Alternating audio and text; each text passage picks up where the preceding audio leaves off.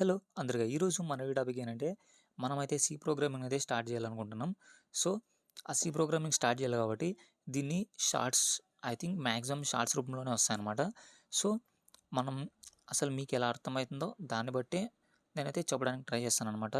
C programming గురించి ఊరికే introduction అనమాట. ఊరికే సి ప్రోగ్రామింగ్ అంటే ఏంటి, సి ప్రోగ్రామింగ్ సంబంధించి ఈ సి ప్రోగ్రామింగ్ అనేది మనం ఎక్కువ అసలు అడ్వాన్స్డ్ కానీ ఇంటర్మీడియట్ లెవెల్ కూడా అవసరం లేదు.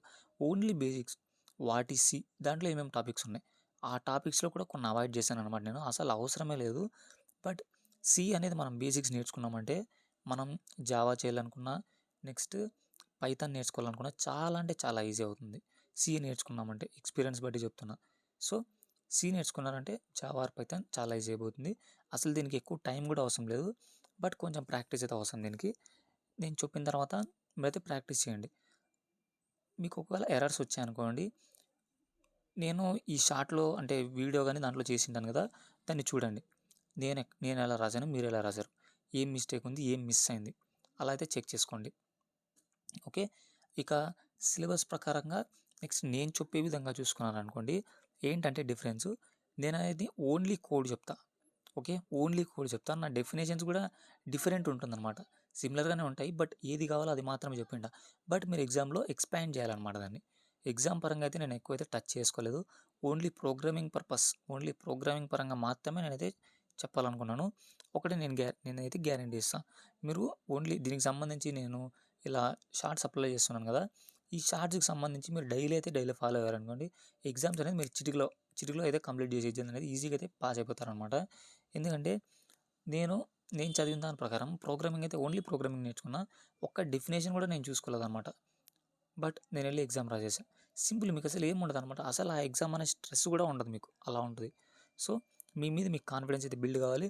నేను ఈ కోడ్ రాస్తాను అనే కోడ్ అయితే మీ మైండ్లో ఫిక్స్ అవ్వాలన్నమాట. నేను ఓకే, నాకు సి ప్రోగ్రామింగ్ వచ్చు, నా అడ్వాన్స్ లెవెల్ కాకుండా ఏదో సింపుల్ ప్రోగ్రామ్స్ ఇచ్చినా నేను చేయగలను. ఓకే, ఆ కాన్ఫిడెన్స్ అనేది మీరు మెయింటైన్ చేసుకోండి.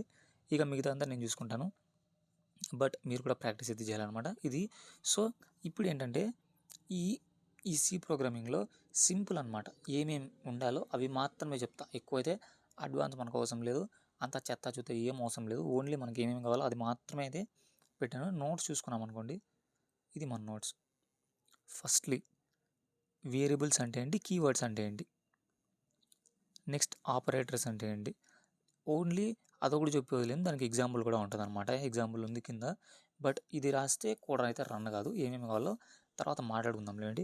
కండిషనల్ స్టేట్మెంట్స్ అంటే ఏంటి, లూప్స్ అంటే ఏంటి, ఫంక్షన్స్ అంటే ఏంటి, రికర్షన్ అంటే ఏంటి, పాయింటర్స్ అంటే ఏంటి, అరేస్ అంటే ఏంటి, డైనమిక్ మెమరీ అలొకేషన్ అంటే ఏంటి, కాల్ బై వాల్యూకి కాల్ బై రెఫరెన్స్కి what is the difference between them, next multi dimensional arrays.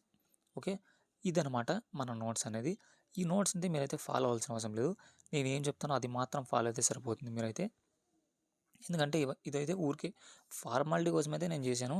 But ఇదైతే ఈ నోట్స్ అయితే అవసరం లేదు. నేనే చెప్తున్నా, ఈ నోట్స్ అయితే అవసరం లేదు. నా కోసం పెట్టుకున్నాను అనమాట ఈ టాపిక్. ఇప్పుడు వేరియబుల్ అండ్ కీవర్డ్స్ అనేది చెప్పడం మర్చిపోతానేమో, ఇదివరకు ఒక రెఫరెన్స్ మాదిరి పెట్టాను అనమాట. చార్ట్స్ వైజ్ అంటే ఒక టైం టేబుల్ టైప్ అనమాట. ఫస్ట్ ఈ వీడియో చేయాలి, సెకండ్ ఈ వీడియో చేయాలి, అలాగా. ఓకే, ఇదనమాట మన వీడియో. ఇక నెక్స్ట్ వీడియోలో ఈ వేరియబుల్స్ అంటే ఏంటి, కీవర్డ్స్ అంటే ఏంటి, ఎలా ప్రింట్ చేయాలి అయితే మాట్లాడుకుందాం క్లియర్గా. ఇదే అనమాట మన వీడియో. ఇది ఊరికే మీరు ఫాలో అయినా సరిపోతుంది అనమాట. సో ఇలాంటి మంచి కంటెంట్ కోసం మన ఛానల్ అయితే సబ్స్క్రైబ్ చేసుకోండి. అలాగే మన వీడియో నచ్చితే లైక్ చేసేసుకోండి.